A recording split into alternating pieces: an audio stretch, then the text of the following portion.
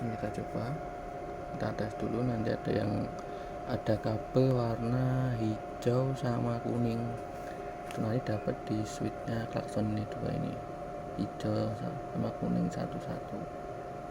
Ini untuk selang anginnya udah bisa kasih panduannya.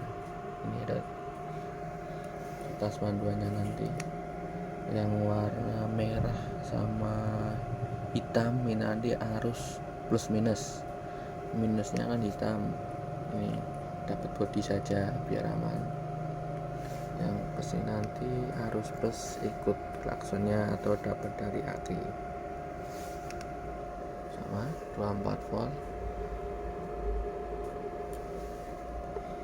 Untuk suara putus-putus dipencet tahan, kalau dipencet langsung lepas belum bisa putus-putus.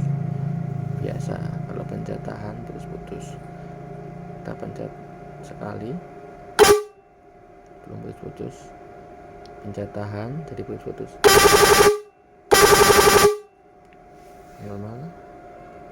Normal semua barangnya.